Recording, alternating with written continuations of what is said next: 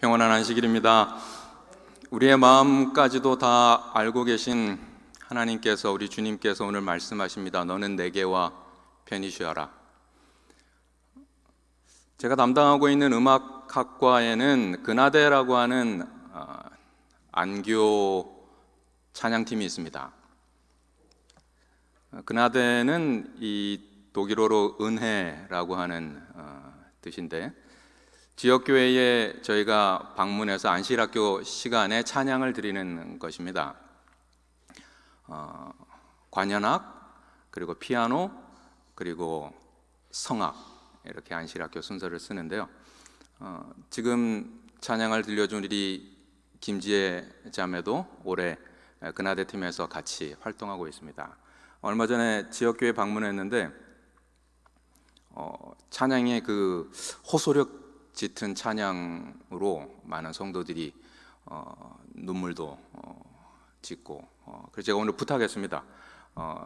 제가 처음으로 이 금요일 저녁에 본당교회에서 설교하니까 와서 찬양을 좀 해달라고 그랬더니 선뜻 영광이라고 와서 찬양을 불러주었습니다. 너는 내게와 편히 쉬어라. 오늘 말씀의 제목도 너는 내게와 편히 쉬어라 라고 하는 말씀의 제목을 드립니다. 금요일장에 처음 이 자리에 섰는데 어떻게 미국에서 오신 손님들이 많이 계셔가지고 제가 담임하던 교회 장로님도 오시고 옆에 계신 이웃 목사님도 오시고 제 교회 전직 목사님도 오시고 장학회 목사님도 오시고 이렇게 손님들이 많이 오셨네요.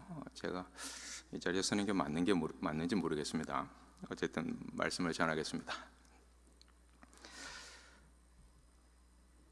여러분 삶이 평안하십니까? 쉼이 있으십니까? 우리는 살아가면서 수고와 무거운 짐 속에, 남들은 잘 모르지만 내 마음속에 있는 그 수고와 무거운 짐에서 자유로운 삶과 쉼이라고 하는 것을 한 번씩 꿈꾸며 살아갑니다. 그러면서 이렇게 다 내려놓고 여유롭게 쉼을 누릴 수 있는 그때가 언젠가 생각하며 사람들은 은퇴를 꿈꿉니다.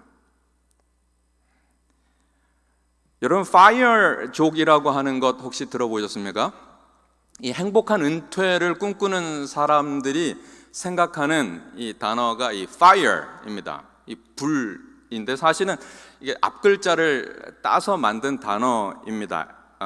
FR, 이 Financial Independence, 그러니까 재정적으로 독립할 수 있고, RE, Retire Early, 좀 일찍, 끝까지 뭐 이렇게 일을 하지 않고 조금 일찍 은퇴해서 여유로운 자금으로 살 수 있는 사람들.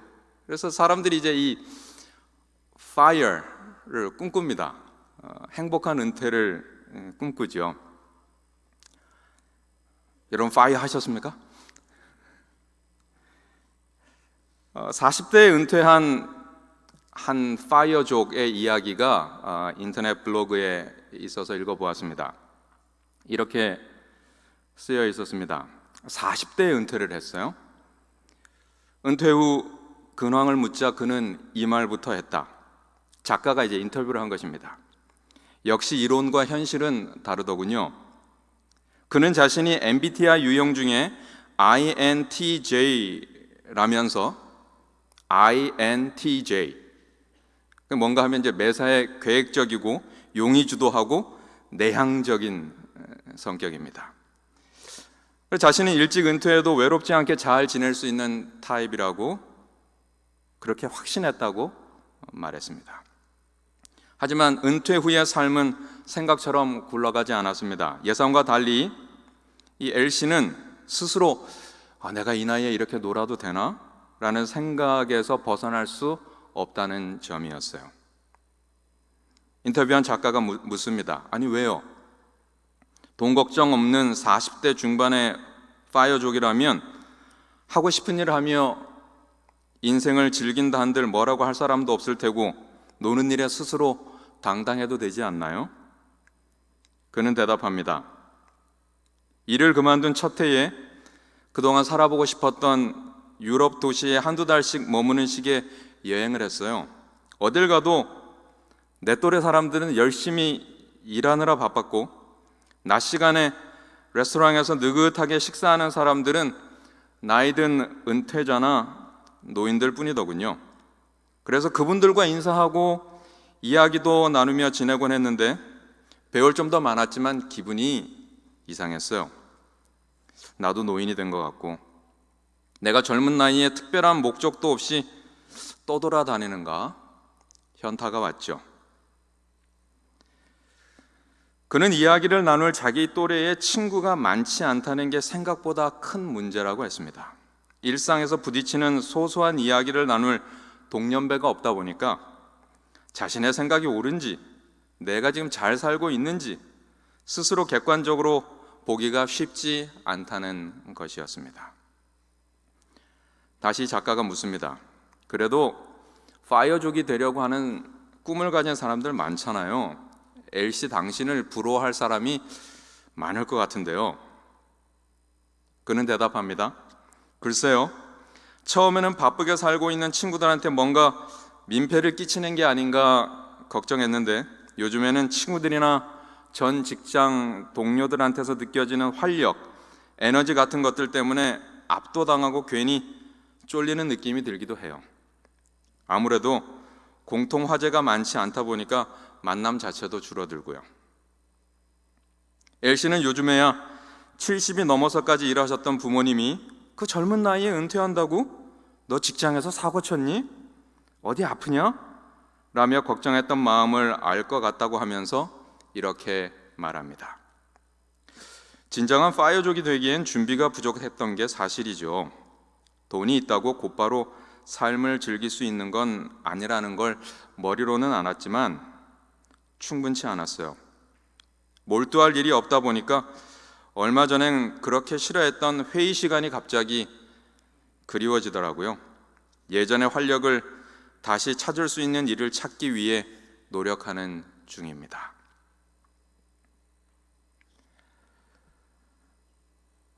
여러분들은 어떠십니까? 파이어족을 포함하여 여전히 많은 은퇴자들은 무슨 일을 하면서 살까 고민하고 있습니다. 이 일이라고 하는 것은 생계 수단이기도 하지만 어쩌면 나를 표현하는 수단, 내가 살아있다는 것을 확인하는 기준이고 나의 존재감을 확인하는 무대이기도 하기 때문입니다. 성경에는 이런 말씀이 있습니다. 요한복음 6장 28절로 29절. 여기 또 하나의 일이 나옵니다. 그들이 묻되 우리가 어떻게 하여야 하나님의 일을 하오리이까? 예수께서 대답하여 이르시되 하나님께서 보내신 이를 믿는 것이 하나님의 일이니라 하시니. 하나님의 일은 예수를 믿는 것이다. 예수 믿는다는 것은 어떤 것인가요? 혹자들은 얘기합니다. 그거 혹시 개인의 자유가 빼앗기고 창의력 또한 시들해지고 하기 싫은 일도 신앙의 이름으로 강요당하는 그런 상태로 들어가는 것 아닙니까?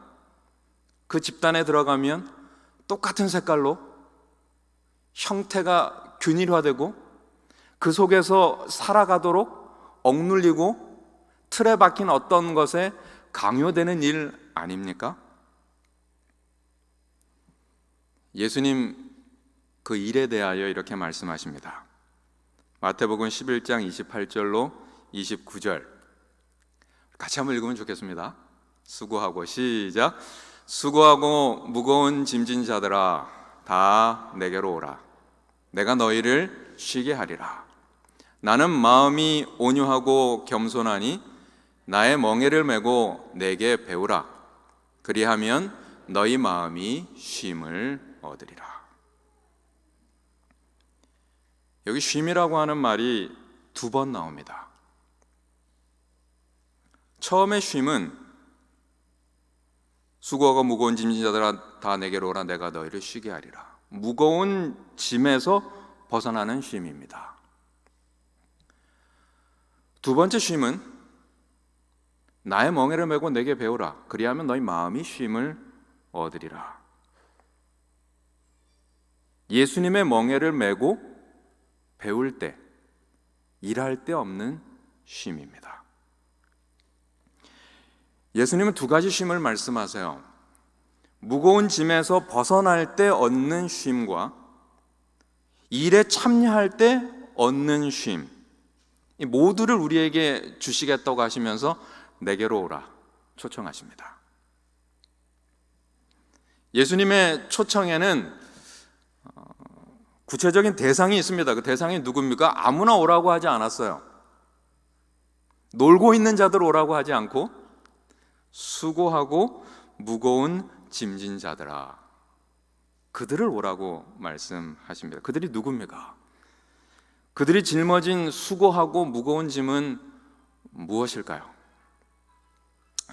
현대를 사는 우리는 이것만 없으면 살 것 같은데 라고 생각하는 무거운 짐 하나씩 지고 삽니다. 예수님 당시의 사람들도 우리와 별반 다르지 않아요. 그들에게도 무거운 짐이 있었습니다. 마태복음 23장 1절로 4절 있는 말씀입니다. 예수께서 이르시되 서기관들과 바리새인들이 모세의 자리에 앉았으니 그러므로 무엇이든지 그들이 말하는 바는 행하고 지키되 그들이 하는 행위는 본받지 말라. 그들은 말만 하고 행하지 아니하며 또 무거운 짐을 묶어 사람의 어깨에 지우되 자기는 이것을 한 손가락으로도 움직이려 하지 아니하느니라. 여기 무거운 짐이 나옵니다. 예수님 말씀하셨던 수고하고 무거운 짐진 자들아, 당시 사람들이 들고 있었던 이 무거운 짐, 그것은 서기관과 바리새인들이 가르쳤던 하나님의 말씀입니다. 당시 사람들에게 하나님의 말씀이 짐이었어요. 말씀이 짐이라는 말은 하나님이 짐이 됐다는 말과 같은데 사실 하나님은 말씀이시고 하나님과 말씀은 분리되지 않기 때문이죠. 하나님 선하시고 거룩하시고 인자하신 분이신데 왜 하나님이 짐이 되셨나요? 다시 한번 이 말씀을 보면 그 이유는 하나님 자신 때문이거나 하나님 말씀 그 자체 때문이 아닙니다. 그것이 짐이 된 이유는 그것을 가르치는 사람 때문이었어요. 서기관과 바리새인들이 모세의 자리에 앉아서 무거운 짐을 묶어 사람들의 어깨에 지운다는 것입니다.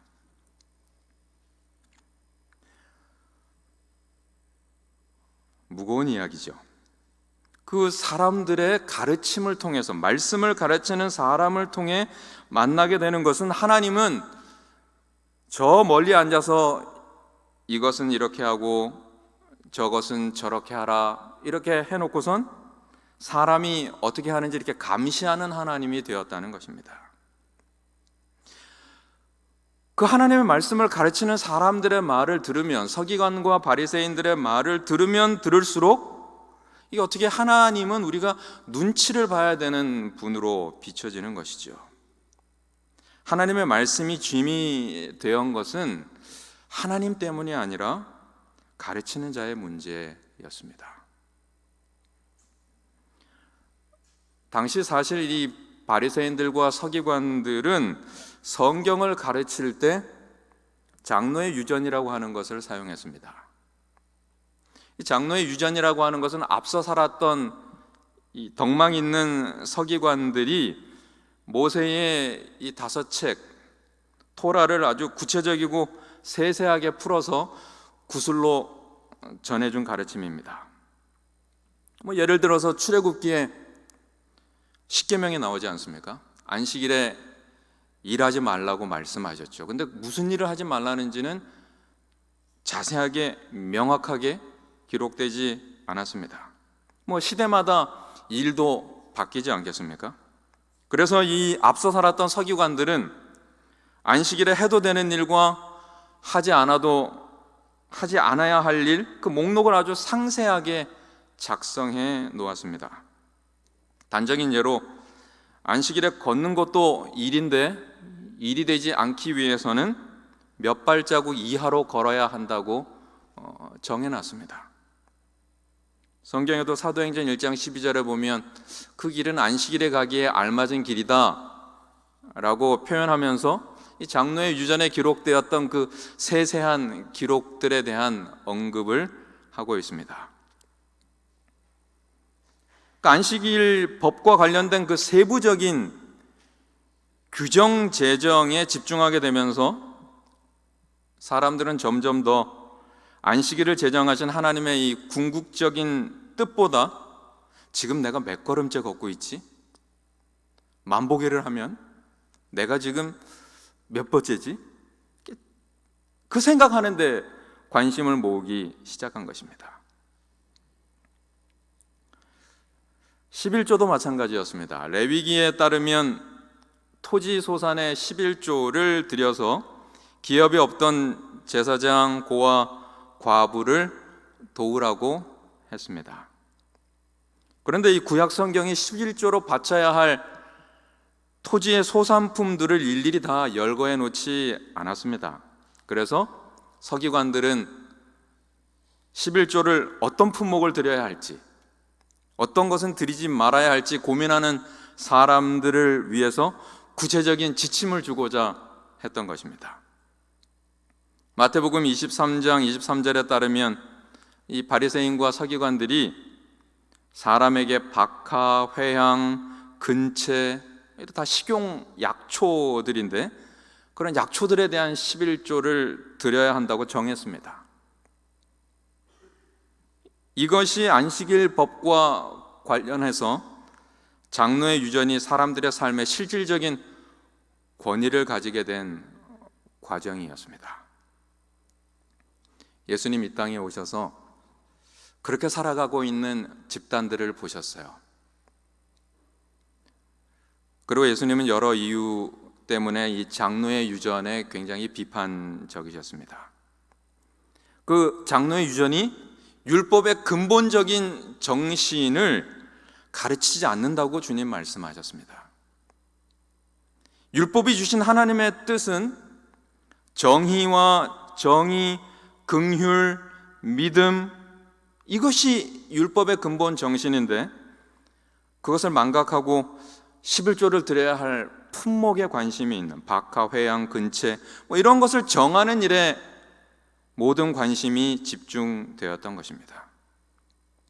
그들의 가르침으로 인해서 이 11조를 드림으로 가난한 사람을 돌보시는 이 율법의 근본 정신인 하나님은 온데간데 없고 바친 물건만 그 개수만 헤아리는 하나님만 남게 되었던 것입니다.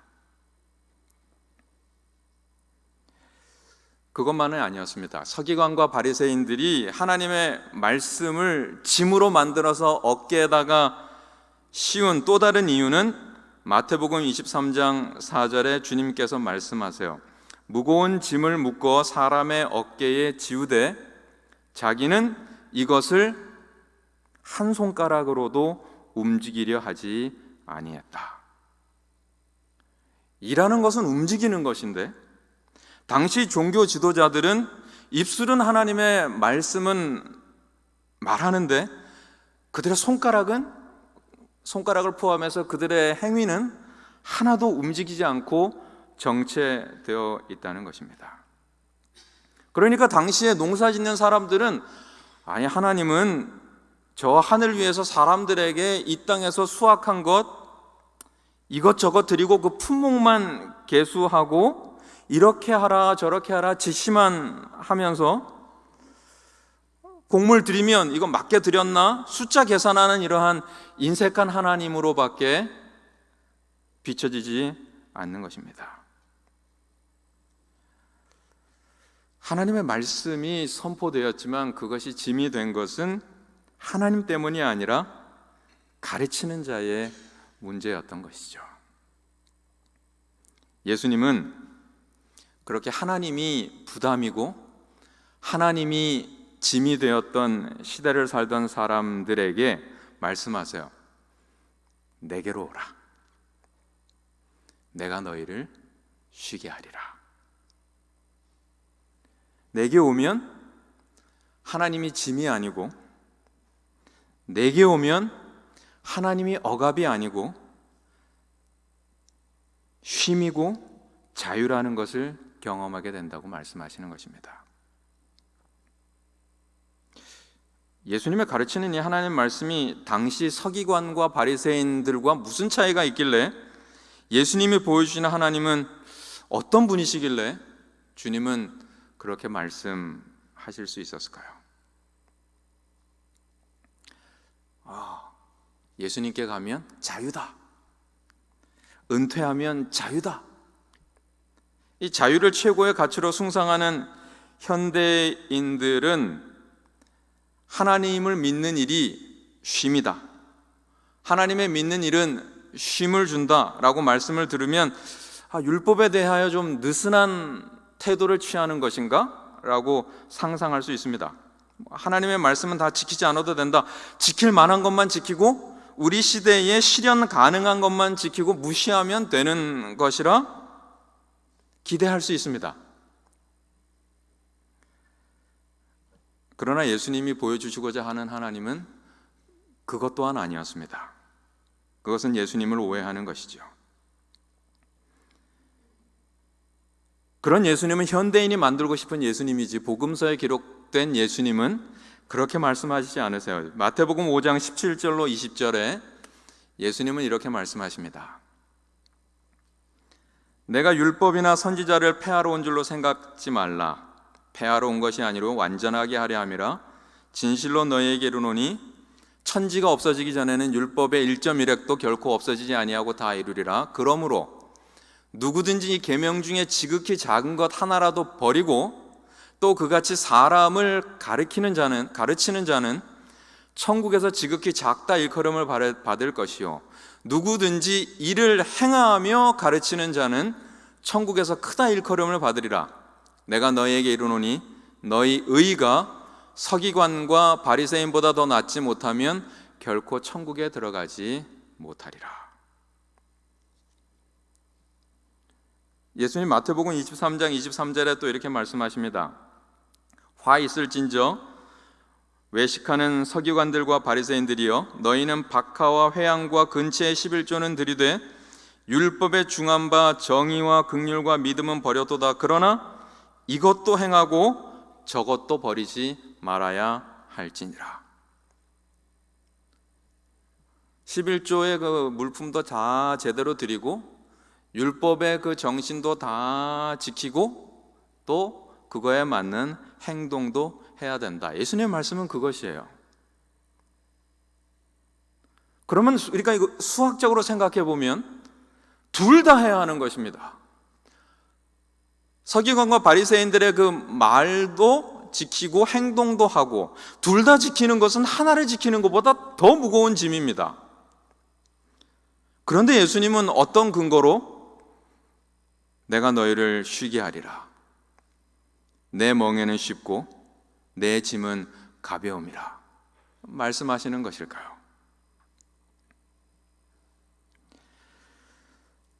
예수님이 이 말씀을 하신 것은 성전에서 하신 것이 아니라 삶의 현장에서 말씀하셨어요. 어느 날 밭을 열심히 메고 있는 사람들에게 직접 찾아가셔서 수고하고 무거운 짐진 자들아 라고 말씀하셨습니다. 그 이야기를 듣고 있던 농부들은 회당에서 서기관과 바리새인들이 하던 말과 조금 느낌이 달랐어요. 오늘 안식일도 아니고 절기 때도 아닌데 자기들의 일터에 와서 누군가가 이야기하는 것입니다. 수고하고 무거운 짐진 자들아. 그래서 이렇게 고개를 돌려봤습니다. 예수님이 말씀하세요. 다 내게로 오라. 내가 너희를 쉬게 하리라. 그들이 지고 있던 그 짐을 이렇게 보며 말씀하시는 예수님의 눈을 보면서 그 확신에 찬 눈초리에 이 사람들이 무언가 홀린 듯 예수님께 다가가서 자신들의 어깨에 올려져 있던 모든 짐을 다 내려놓습니다. 예수님이 그 짐들을 다 논두렁에 버리십니다. 그들의 육체적인 쉼이 왔어요. 가벼워졌습니다. 영혼도 조금 자유로워진 것처럼 보였어요. 그때 예수님께서 얼마의 시간이 지났는지는 알 수 없지만 다시 말씀하시기를, 나는 마음이 온유하고 겸손하니 내 멍에를 메고 내게 배우라. 그리하면 너희의 마음이 쉼을 얻으리라. 그러니까 첫 번째 쉼 말고 두 번째 쉼이라고 하는 말씀이 들려온 때가 바로 이때였어요. 지금 있던 짐을 다 내려놓고 좀 쉬려고 뭔가 이렇게 한숨을 좀 돌리는 순간 예수님께서 뭔가를 슬그머니 주시는 것입니다. 뭔가 이렇게 봤더니 멍에였습니다. 멍에를 주시면서 얘기하시는 거죠. 나의 멍에를 메고 내게 배우라. 짐을 벗겨주신다고 했는데 웬 멍에가 또 나오는 것인지 알 수가 없었습니다. 사실 이 멍에는 구약과 신약에 고루 등장하면서 구약에서는 이 멍에가 하나님의 법을 가리키는 비유로 사용되기도 합니다. 예레미야 5장 5절에 보면 그렇게 말씀하세요. 또 멍에 비유를 예수님께서 하시기 전에 예수님은 아들 외에는 아버지를 아는 자가 없다고도 말씀하셨습니다. 그렇게 말씀하시면서 내가 아버지 하나님을 제일 잘 아는데 내가 아는 한도에서 너희에게 줄 것은 이것이니 나의 멍에를 메어라. 예수님이 서기관과 바리새인들이 사람에게 지은 수고하고 무거운 짐을 벗기시고 자신의 멍에를 주시면서 내게 배우라. 그것은 누구보다도 하나님을 잘 아는 예수님의 속뜻이 있을 것입니다.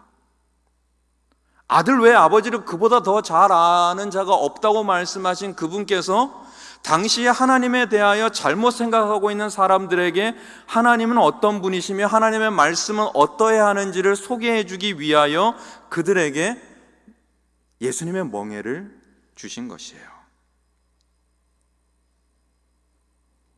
나를 통해 하나님을 배우고 나를 통해 하나님을 알아가라 말씀하십니다. 우리가 그 멍에를 받아야 되나 말아야 되나 고민이 생기는 것이죠. 받는 사람의 입장에서는 아니 짐을 벗으려고 왔는데 또다시 짐을 지우면 뭐 다른 사람들과 같은 거 아닌가 이상하게 보일 수 있습니다. 서기관의 가르침과 뭐가 다르지? 백성들이 그렇게 생각할 수 있습니다. 그런데 놀랍게도 예수님이 그 사람들에게 준 멍에는 이런 모습이었어요. 두 멍에 가운데 왼쪽일까요? 오른쪽일까요? 오른쪽에 있는 멍에였습니다. 무슨 차이가 있습니까? 이 나의 멍에라고 하는 이 사용된 헬라어 지고스는 두 마리 소가 한 쌍으로 지는 멍에를 가리키고 있습니다. 2인용 멍에였어요. 예수님께서 그 한 사람에게 멍에를 주시는데 2인용짜리 멍에를 주신 것이죠. 한쪽은 예수님이 지는 것이고 한쪽은 우리를 위한 것입니다. 그래서 예수님께서 말씀하세요. 너의 멍에를 메라고 말씀하지 않으시고 나의 멍에를 메라고 말씀하시는 거죠. 너의 멍에는 네가 메라. 네가 살아야 할 말씀은 이거다. 이건 서기관들이 하는 말투입니다. 하지만 예수님은 나의 멍에를 메라. 예수님에게 하나님의 말씀은 자신이 살아서 가야 할 말씀이었던 것이죠. 근데 왜 그것을 같이 맺자며 우리에게 나눠주시는 걸까요? 예수님 홀로 지시기에 너무 벅차서 그럴까요? 당시 모든 사람들은 다 자기 혼자 말씀을 지고 가고 자기 혼자 말씀대로 살아야 한다고 보았고 배웠습니다. 그래서 모두가 말씀을 내 멍에로 여기고 그것을 메고 홀로 수고하며 무거운 짐을 살았던 것이죠. 근데 예수님께서 오신 것이에요. 예수님께서 오셔서 내가 네 옆에서 같이 갈 테니 내 멍에를 메고 내게 배워보자. 함께 멍에를 메어서 내 옆에 가면서 나를 끊임없이 바라보며 하나님 말씀 보면서 나를 보며 하나님이 어떤 분이신지 삶을 통해서 하나씩 배워보자. 정말 실제로 그랬습니다. 당시에 2인용 멍에를 지울 때 농부는 두 소를 세우는데 똑같은 경력의 소를 세우는 것이 아니라 한 소는 조금 경력이 있는 소, 한 소는 인턴소, 이렇게 묶어서 가는 것입니다. 그러면 이 어린 소는 노련한 소에게 의해서 배울 수도 있고 밭도 혼자 가는 것보다 둘이 가니까 쉽게 갈 수 있고 일석이조의 효과를 얻을 수 있는 것이죠.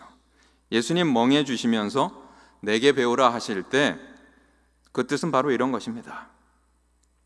이런 점에서 예수님은 당시 종교 관리였던 서기관들과 바리새인들과는 사뭇 달랐습니다. 서기관과 바리새인들은 모세의 자리에 앉아 있었지만 예수님은 일터로 오셨어요. 서기관과 바리새인은 말로 가르치고 사람의 어깨에 무거운 짐을 지우고 자기의 손가락을 하나도 움직이지 않았지만 예수님은 직접 멍에를 메고 온 몸으로 말씀을 사셨습니다. 서기관이 보여주는 하나님은 저 멀리 계신 하늘의 하나님이셨지만 예수님이 보여주는 하나님은 밭에서 일하는 사람과 우리의 삶의 현장에서 함께 멍에를 메고 밭을 가는 그런 하나님이셨어요. 아버지 외에는 아들을 아는 자가 없고 아들 외에는 아버지를 아는 자가 없다고 하신 예수님은 하나님이 누구신지를 보여주기 위하여 직접 멍에를 메고 사십니다. 말씀을 말로만 주님은 가르치지 않고 말씀으로 사십니다. 그런 예수님이 오늘 저와 여러분들에게 내 멍에를 메고 내게 배우라 초대하십니다. 그렇게 예수님께 배우면 이상하게도 멍에가 무겁지 않아요. 가볍습니다. 열심히 밭을 갈고 있는데 가벼워요. 왜 가벼울까요?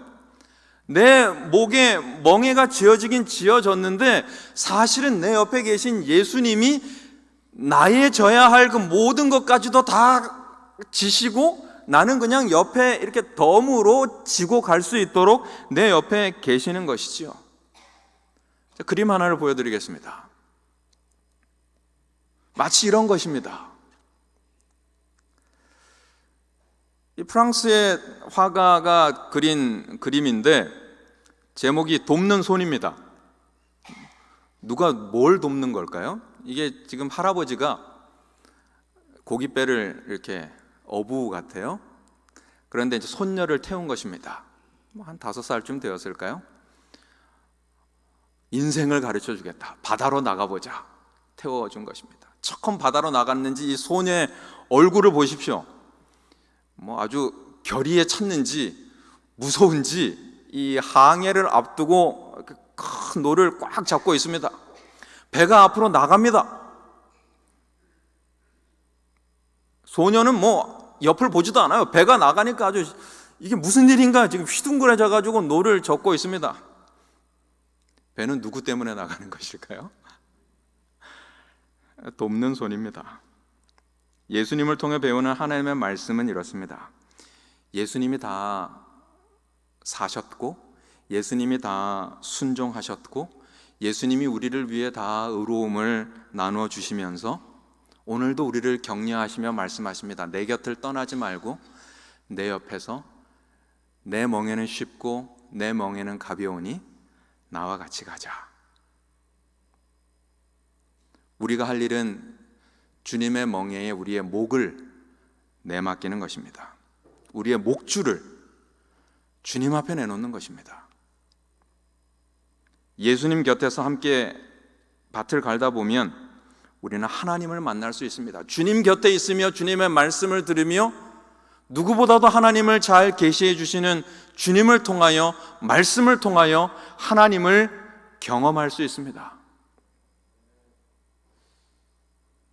예수님의 멍에를 통해 만나는 하나님, 마음이 온유하고 겸손하신 하나님, 남에게 이렇게 저렇게 하라 지시하는 하나님이 아니라 함께 저어주시는 하나님, 그 삶의 현장에서 우리의 마음을 가장 잘 아시고 함께 밭을 갈면서 돌뿌리가 나와도 그 돌을 함께 헤쳐주시며 열매 맺기 위하여 오늘도 일하시는 하나님.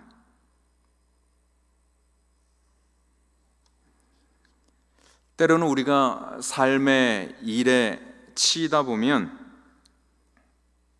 은퇴를 생각하기 전에 일에 치여서 내가 내 멍에를 메고 있나? 예수님의 멍에를 같이 메고 있나? 망각하고 살아갈 때가 너무나 많습니다.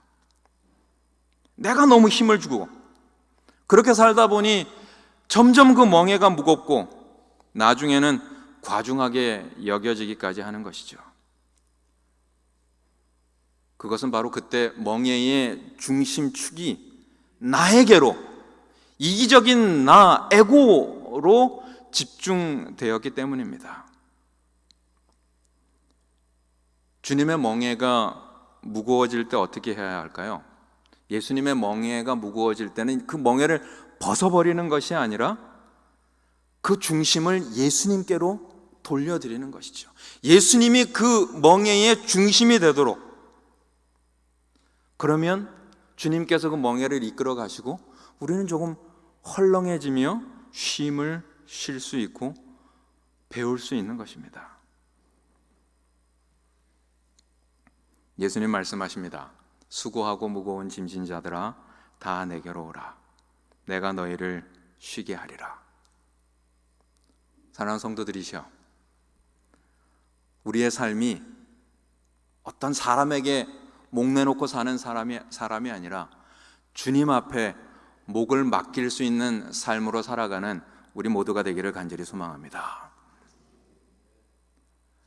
내 멍에를 혼자 매며 고군분투하는 삶이 아니라 주님의 멍에를 매며 주님을 바라보며 매일 매순간 주님과 함께 동행하는 삶을 사는 우리 모두가 되기를 간절히 소망합니다.